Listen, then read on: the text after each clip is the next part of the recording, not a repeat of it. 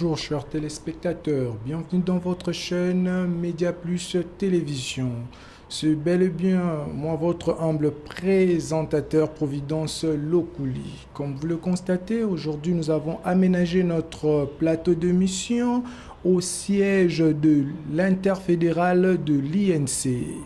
Nous allons recevoir pour vous le porte-parole de la jeunesse de l'INC au nom de M. Basile Poyo, avec qui nous allons pouvoir échanger et examiner scrupuleusement les dossiers judiciaires ouverts contre la personne ou à l'égard de la personne du président de l'INC, l'honorable président Vital Kamerhe Loi Kaningini.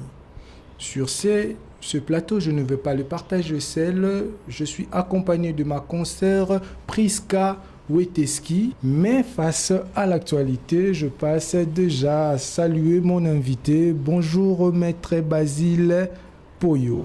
Bonjour, messieurs les journalistes. Monsieur Basile, face à l'actualité, il y a un dossier judiciaire qui s'est ouvert contre monsieur Vital Kamerhe. Sur ce, nous voulons un peu savoir que le lien qui existe entre l'entrave des travaux de 100 jours et le président Vital Kamerhe, qui est le DIRCAB du cabinet du président de la République.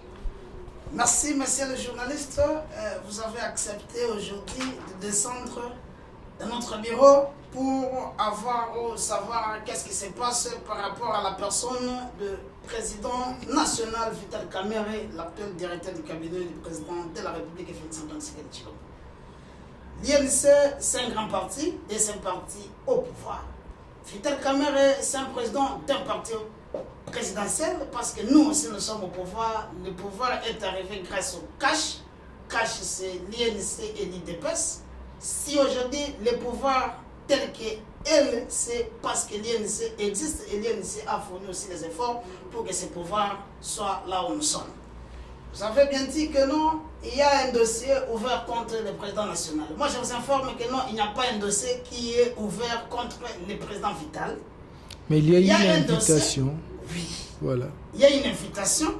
Donc, dans cette invitation, nous, l'INC, nous avons soulevé des irrégularités sur le plan des droits et sur le plan politique. Avant d'y arriver vos desiderata, nous voulons savoir, vous l'INC, personnellement, vous vous reprochez de quoi à ce qui concerne les travaux des 100 jours? Nous nous reprochons de rien, parce que c'est un programme du président de la République et c'est un programme d'urgence. Lorsque le président était élu en venant au pouvoir, il avait voulu qu'il fasse quelque chose en attendant l'avènement du gouvernement. Le président a un programme. Lorsqu'il était pendant la campagne, il avait exhibé un programme auprès des Congolais. Mais ce programme doit être exécuté ou devrait être exécuté par un gouvernement. Mais comme le gouvernement tardait à venir, le président avait voulu qu'il y ait un programme d'urgence pour que les gens sentent quand même un changement. Et dans ce programme d'urgence, il y avait des axes. Alors, dans ces axes, on avait aussi ciblé les points saillants. Nous avons parlé de la construction des écoles, même les programmes, la gratuité de l'enseignement primaire et secondaire, c'était dans les programmes de 100 jours. La construction des logements sociaux, la construction des routes, etc. etc. Et sur ça, le président avait lancé ses travaux. Et en lançant ces travaux, il y avait des gens qui avaient reçu ces marchés. Et ici que nous allons aussi épingler un point aussi très capital. Les gens disent que non, c'est Vital qui avait signé un contrat de gré à gré. Nous vous disons que non, il n'y a pas un document du contrat de gré à gré signé par Vital. Ça, c'est une précision. Personne n'ignore que non, lorsque Matat était au pouvoir, il nous avait amené un programme de la construction de 1000 écoles par an. On n'a jamais vu ces écoles. Ce programme-là existe. Et nous sommes venus pour réaliser ces programmes. Nous avons construit des écoles et nous avons construit... Maître, dans le programme, nous le savons, c'est un programme qui était bien précisé dans le temps. Voilà pourquoi on l'appelle le programme de 100 jours d'urgence. Oui, et qu'est-ce qui explique que ces programmes puissent aller au-delà de 100 jours, surtout avec des sauts de moutons? Et voilà pourquoi aujourd'hui, il y a des spéculations pour certaines personnes qui veulent incomber la faute, imputer même la faute au Monsieur l'honorable président Vital Kamerhe. Celui qui a l'acte de fait, il n'a qu'à le prouver. Celui qui impute ce programme ou le non-avancement de ce travail Vital Kamerhe, il doit le prouver. Parce que c'est un programme technique. Lorsque les gens qui ont gagné le marché, ils avaient donné le temps que nous, dans 45 jours, nous allons terminer la route de Assosa. Dans 25 jours, nous allons terminer la route des forces. C'est un programme technique. Dans 60 jours, nous allons terminer Bokassa. Et dans 70 ou 90 jours ou 100 jours, nous allons terminer les sauts des moutons. Mais après avoir examiné les propos où lorsque les techniciens ont travaillé, ils ont compris que non, avec les sauts des moutons, pour que le béton chasse, il faut prendre 45 jours. Et dans le béton, il y a aussi les matériaux qu'on devrait construire ou on devrait travailler. Il fallait que ça vienne en France et dans d'autres pays. Et ça, pour que ça arrive, il faut 45 ou 90 jours. Et c'est ça la réalité. Et les gens qui devaient faire ces travaux, ils avaient déjà demandé un montant. Un montant était débloqué. Et ils étaient en train de travailler. D'un coup d'œil, nous avons constaté que les travaux n'avançaient pas. Le président est passé au CETOP Congo, il a dit ceci. Si je suis venu ici, c'est pour vous montrer ce qu'il y a. Lorsque le gouvernement n'était pas en place, les travaux avançaient. Mais lorsque nous sommes venus, lorsque le gouvernement Ilunga est venu, les travaux n'avancent pas. Il se pose un problème de décaissement de fonds. Les gens sont passés pour dire de n'importe quoi. Mais après, le Premier ministre a convoqué une réunion avec le ministre des Budgets, le ministre des Infrastructures et des Travaux publics, le ministre des Finances et d'autres personnes autour de cette réunion. Et les conclusions de cette réunion, c'était quoi? Que oui, le gouvernement accepte qu'on ne finançait plus les travaux de 100 jours. Mais à dater d'aujourd'hui, nous avons accepté de débloquer un montant de 3,5 milliards pour que ces travaux avancent. Les gens n'en peuvent pas voulu croire. Après ça, il y a une descente du président de la République et son directeur. Ils étaient habillés en même tenue. On s'est demandé si c'était une coïncidence, c'est parce que beaucoup disaient beaucoup de choses par rapport à ça. En passant, nous avons entendu beaucoup de choses. Les gens ont commencé à y jouer, les gens ont commencé à parler. Après le vendredi, c'est parce que c'était le jeudi, le vendredi, il y a eu une réunion du Conseil des ministres. Le président de la République a accepté, il a dit, il est satisfait des travaux de saut de mouton. Et puis, ces travaux doivent prendre fin au mois de juin, le 30 juin. Nous allons fêter le 30 juin avec ces travaux. Le ministre ayant la compétence par rapport à ça, le ministre des Travaux publics, Willy Ngobos, il a fait signer un document avec les travailleurs, les gens qui ont gagné le marché, que non, vous êtes censés respecter cette parole. Ils ont fait ça, ça n'a pas posé un problème. Mais, dans même cette réunion, on avait demandé, le président de la République avait demandé que nous puissions aussi voir clair sur le plan juridique. Par rapport... Et voilà, maître, aujourd'hui, par rapport au même dossier, il y a maintenant une invitation judiciaire qui s'est présentée à vous. Quelles sont vos désapprobations contre desiderata de la forme concernant le dossier en question? Oui, je vais répondre à votre question. C'est après cela qu'on a lancé le programme là. Le président a dit et le ministre de la Justice a demandé que non, les procédures soient ouvertes auprès de toute personne qui s'est imprégnée ou qui était donc dans ces problèmes ou dans ces dossiers. Le ministère public a commencé son travail, il a commencé à interpeller, il a interpellé le DG et le DG de Safricas, il a reconnu non seulement qu'il avait reçu l'argent pour construire le saut de moutons, c'est Pongabi n'avait pas construit ça, il avait accepté aussi qu'il avait reçu l'argent pour construire le saut de moutons sur Rond-Point-Pen, il n'a pas fait ça, et puis on a trouvé qu'il y avait beaucoup de problèmes là-dessus. On a interpellé beaucoup de gens, même le DG d'office de route ou de l'OVD, ils sont passés, ils ont dit, il faut ça, il faut dire. Mais il s'est posé un problème. Le DG de Raoban, il a été aussi interpellé. Mais aujourd'hui, il est relâché. Pourquoi? Parce qu'il y avait une somme. Une somme qu'on avait décaissée pour les travaux de 100 jours. Par rapport à la construction des sauts de moutons, cette somme était disparue. Mais après, le monsieur avait avoué qu'il avait ouvert un compte pour garder cette somme. Or, la somme était destinée pour les travaux de 100 jours. Pourquoi il avait gardé cette somme? Pourquoi il y a des pourquoi? Et après, à un moment, nous avons compris que non, il a accepté de rembourser cette somme, il est sorti. Là, il est sorti. Bon, comme le dossier est encore en phase d'instruction, mais nous sommes en train de regarder c'est un dossier judiciaire. C'est aujourd'hui que vous êtes venus pour nous poser la question pourquoi une invitation est lancée auprès de notre opposant par rapport aux travaux de Sancho. Et dans votre déclaration, vous avez énuméré de... C'est ça là où je viens, c'est ça même le vif même de ces problèmes. Fidel Caméré, ce n'est pas un citoyen ordinaire. Effectivement. Nous sommes dans un pays où nous sommes dirigés par un arsenal juridique. Dans cet arsenal, le fait que chaque catégorie de gens peuvent répondre devant la justice par rapport aux infractions qu'ils peuvent commettre, parce qu'il n'y a pas une intouchable, il n'y a pas une personne qui est au-dessus de la loi. Nous sommes dans un pays démocratique. Fidel Caméré a un rang de vice-premier ministre.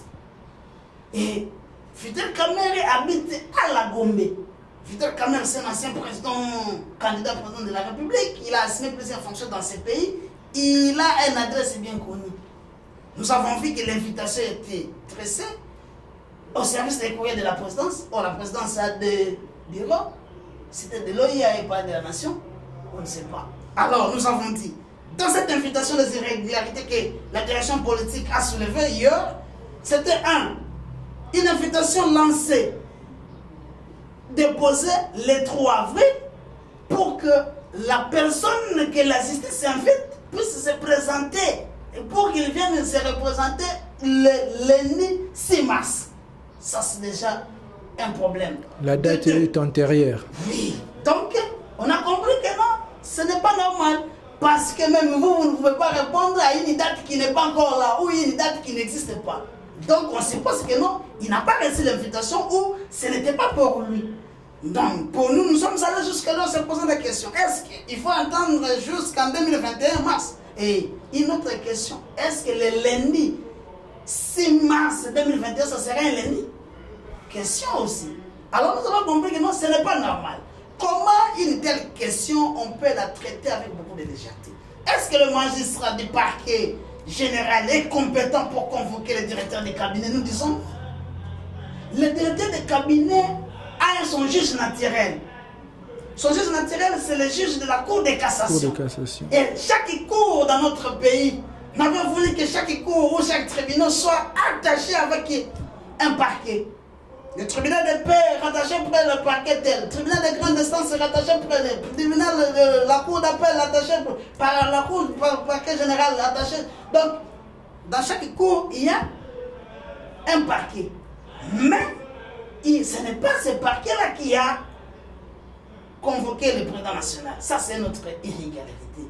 De deux, dans notre ville de Kinshasa, nous avons deux cours généraux. Nous avons le parquet général de Matete et le parquet général de Kinshasa-Gombe. Pourquoi on avait scindé? C'est parce qu'il y avait des multiplications de dossiers, où il y avait la redondance de dossiers et l'arsenal ou le juge.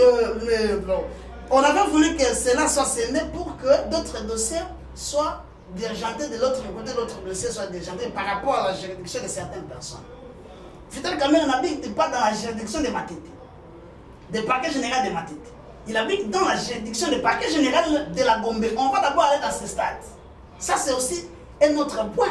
Pourquoi pas les magistrats de la Gombe puissent... Oui, il faudrait respecter le ressort. Il faut respecter le ressort, il faut respecter la procédure. Donc, nous avons compris que non, ça, ce n'est pas normal. Ce n'est plus du droit, ça. C'est de la politique. Alors nous avons dit, comme le 6 mars n'existait pas, le président ne va pas répondre à une date qui n'existe pas. De deux, on n'a pas tenu compte du rang du président national qui est le directeur du cabinet du président de la République. Après, il y a encore une question. Les juristes ont dit qu'il peut répondre comme un renseignant.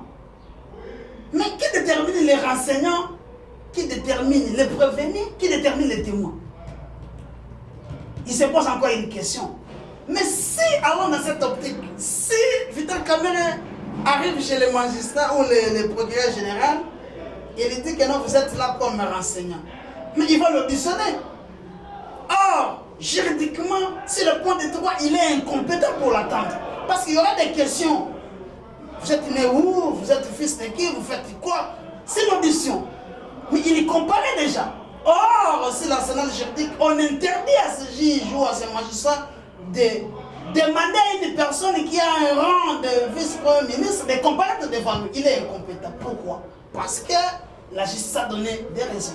Voilà la raison pour laquelle nous disons, comme c'est un dossier qui est déjà ouvert pour les travaux de 100 jours, comme il y a des juridictions, et comme il y a toutes les juridictions fonctionnent, comme on veut entendre aussi des gens qui sont au-dessus de... Restons toujours dans ce même dossier. Maître, allons dans le fond. Y a-t-il deux indices de culpabilité de fond contre M. Vital Kamerhe par rapport à l'entrave de ces travaux de 100 jours? Pensez-vous? Nous disons que non. On n'a pas les indices de culpabilité parce que ce n'est pas lui le coordonnateur. Ce n'est pas lui le coordonnateur. Il y a un coordonnateur qui a dirigeanté ces travaux. Bien qu'il soit directeur des cabinets, bien qu'il soit influent. Le coordonnateur a été nommé par le président de le DIRCAB parce que le cabinet du président de la République est géré par un DIRCAB. Le DIRCAB a aussi les collaborateurs. Et on avait jeté le dévolu auprès de Nicolas Kazadi pour qu'il coordonne les travaux des 100 jours. Il est là. Alors, nous avons dit sur cette question, nous sommes à l'aise. Parce que VK, c'est un bon gestionnaire, il sait respecter les compétences et les attributions de chacun et de chacune. Ceux qui ont reçu déjà la chance de travailler avec lui, ils ont toujours reçu ou ils ont toujours un bon témoignage. Alors nous disons, si ce dossier nous sommes à l'aise, VK n'est pas impliqué ni de loin ni de près. Mais nous voulons seulement que la procédure soit respectée. Si la procédure n'est pas respectée, donc nous disons que c'est déjà la politique. Alors, et comme c'est la politique, nous allons aussi réserver des réponses politiques. Comme vous venez de le dire, dans l'angle politique, pensez-vous qu'il y a-t-il des en dessous de cartes derrière ce dossier ou de cette ouverture des dossiers judiciaires? Oui, c'est parce que nous avons dit que c'était un acharnement contre le président national parce que quels seraient les en dessous de cartes derrière l'ouverture de ce dossier? Nous disons que non, ce n'est plus du droit, c'est de la politique. Parce qu'un magistrat, le parquet général ne peut pas convoquer le directeur des cabinets. Donc, c'est une humiliation. Nous disons non, nous ne sommes pas prêts pour faire ça. C'est la raison pour laquelle il nous a donné sa position, que nous sommes habitués à des guerres, nous sommes habitués à des attaques. Nous sommes habitués, parce que depuis que nous avons lancé les travaux de 100 jours, et tout le monde sont en train d'indexer le temps auprès du président Vital. Voilà. Ce n'est pas un programme du président Vital. Depuis 2018. Dans ce programme ici, il y a de bonnes choses qui sont déjà réalisées. Depuis 2018, nous savons que l'INC est en train de collaborer et partenaire de manière officielle avec l'IDPS au sein d'une plateforme qu'on appelle le CASH. Concernant cette nouvelle qui vous est arrivée de cette ouverture judiciaire, quelle est la réaction de vos frères de l'IDPS? Nous ne pouvons pas... Parce que vous formez déjà une famille. Ce n'est pas à moi de vous donner les réactions de l'IDPS par rapport à ça, mais nous donnons notre position et nos réactions. Nous avons dit, sur le plan politique, nous avons donné notre position. Nous sommes en coalition avec FCC et CASH. Et nous soutenons cette coalition. Et nous sommes en coalition aussi avec nos amis de l'IDPS. Nous sommes en cash. C'est le cash qui a fait que ces pouvoirs soient les pouvoirs. C'est avec aussi l'effort du président Vital et son parti. Et dans le cash, il y a un accord qui dit en 2023, Vital Kamerhe sera candidat président de la République. Et nous disons, nous soutenons l'accord d'RCC Cash, nous soutenons l'accord du Cash. Et nous sommes clairs là-dessus. L'accord est obligatoirement exécuté et exécutable si nous sommes au pouvoir. Ce n'est pas l'effort d'une personne, c'est l'effort du Cash. Et le Cash, c'est l'INC d'IDPS. Ne pensez-vous pas que cette ambition d'être ou de présenter M. Vital Kamerhe comme étant candidat en 2023, c'est une ambition gênante par rapport vis-à-vis de vos frères de l'IDPS qui sont aujourd'hui un parti au pouvoir, qui ont un président de la République qui sont en train de soutenir. Le président de la République a été élu sur les tickets INC, IDPS, les Cash. Donc nous aussi nous sommes au pouvoir. Et vous dites que non. Ne voyez-vous pas que votre ambition est un peu gênante? Ce n'est pas gênant, parce que ça a été bien dit et illustré dans notre accord. Nous sommes des intellectuels. Lorsque cet accord était en train d'être conçu, on avait épinglé, on avait délimité le temps dans l'espace. On a dit, après 5 ans, c'est l'INC. Après 5 ans, c'est l'IDPS. Après 5 ans, c'est l'INC. C'est ça. C'est ce que dit l'accord. Donc ce n'est pas gênant. Et ça ne sort pas d'aujourd'hui. L'accord date de 2018. Et tout le monde en connaît. C'est la raison pour laquelle il y a des celles-là qui veulent faire croire aux gens que aujourd'hui nous pouvons éliminer déjà Kamerhe à la course. Nous disons, ils ont choisi les moments où les mauvais temps, ou les mauvais moments. L'INC est prêt et nous sommes prêts à affronter ces combats sur le plan politique. Celui qui a des preuves par rapport à tel problème, il donne, et s'il n'est pas capable de prouver, nous allons seulement tourner. Nous allons seulement tourner l'action et vous poursuivre. N'avez-vous pas peur de cet encrinage qui tourne autour de Vital Kamerhe, qui ne fait que ternir son image? L'affaire 15 millions, après l'affaire 15 millions, l'affaire saut de mouton, après l'affaire saut de mouton, et voilà. Oui. Et nous allons vous dire que non. Vital Kamerhe, son nom est cité en bien et en mal à moins de 2 minutes par tout Congolais. C'est ça aussi être leader. Alors nous allons vous dire ceci. Le président Vital Kamerhe, on le cite en mauvais et en mal. Mais tout celui qui cite Vital, ou celui qui est conscient lui-même, il se réveille de bon matin, il dit Vital a volé l'argent, Vital a fait ça. Mais vous avez des preuves. Si vous avez des preuves de détournement de 15 millions, brandissez-les. Si vous avez des preuves de détournement de sauts de montants, brandissez-les. C'est ça aussi le droit. Nous ne sommes pas encore arrivés là-bas, mais nous nous sommes préparés déjà en conséquence. Par rapport à 15 millions, c'est lui qui va commencer à passer après avec de tels propos. Si il ne veut pas amener les éléments à la justice, nous allons vous poursuivre pour que vous puissiez prouver et faire voir aux gens que non. Voilà ça, ce n'est plus de droit, ce n'est plus de politique, c'est un acharnement contre le fils de ce pays qui a accepté de se retirer dans les moments difficiles pour soutenir un candidat et le candidat là est aujourd'hui au pouvoir. C'est grâce aussi à l'INC, nous en sommes fiers.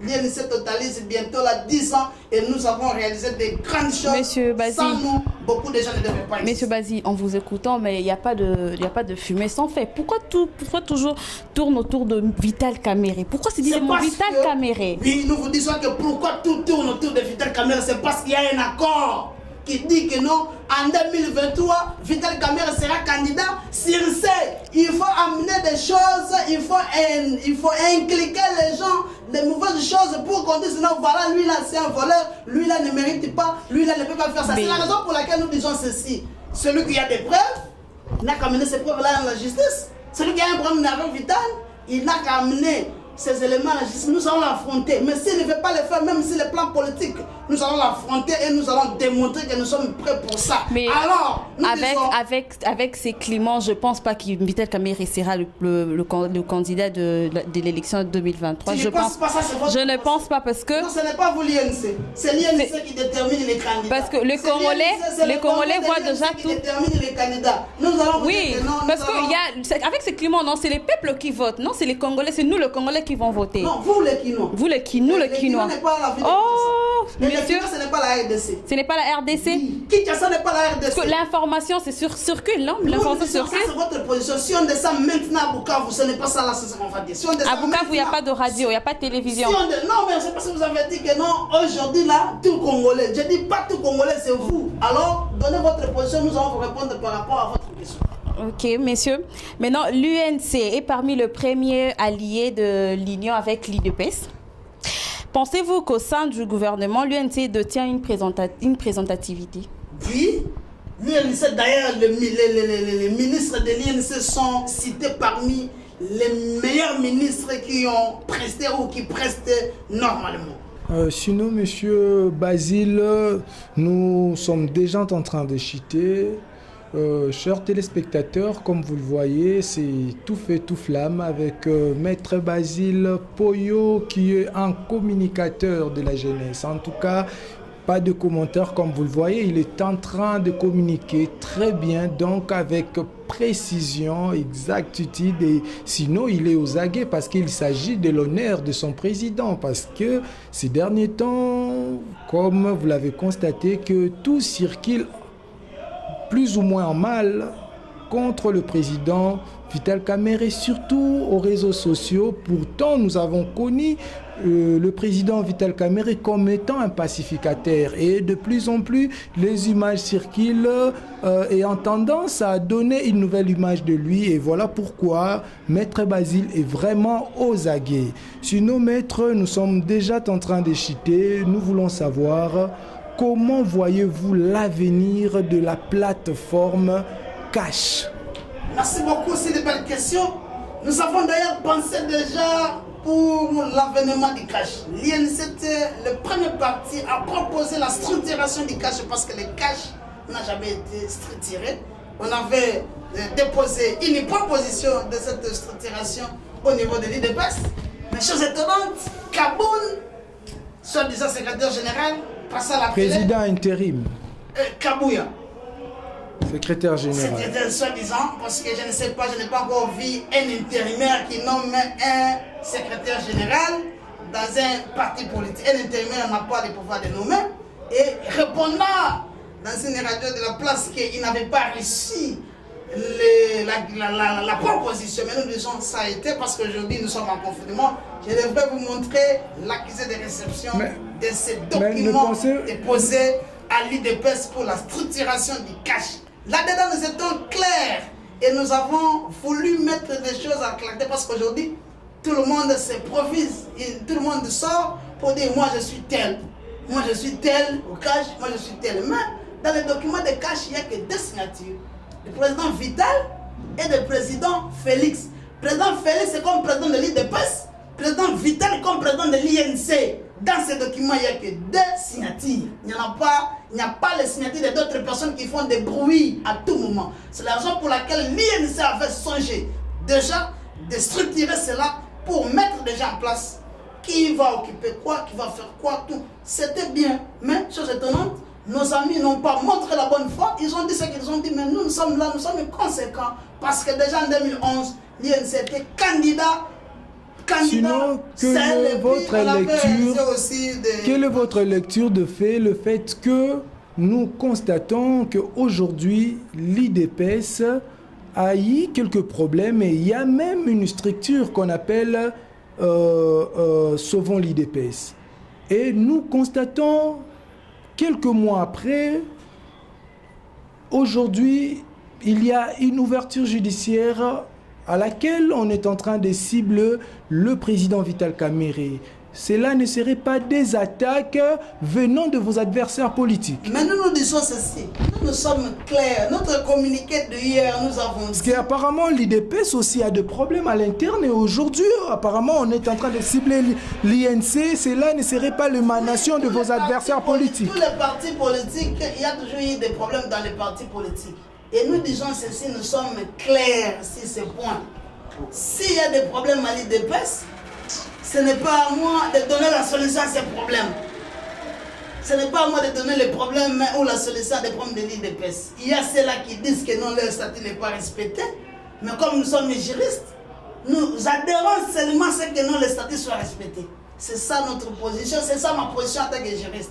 Alors, nous sommes là et nous sommes déjà prêts pour affronter les combats juridiques, les combats judiciaires ou les combats politiques parce que l'INC est un parti bien organisé. Voilà, maître, comme vous le disiez, l'INC est un parti très bien organisé. Et aujourd'hui, quels sont l'entendement de la population congolaise par rapport à votre grand parti, l'INC? Qu'est-ce que vous pouvez rassurer au peuple congolais concernant tout ce qui s'est dit, tout ce qui se parle? Le peuple congolais attend de vous énormément de choses. Et étant que communicateur de la jeunesse, qu'est-ce que vous rassurez à la population congolaise? L'INC rassure le peuple congolais et tous les militants de l'INC beaucoup de choses, entre autres.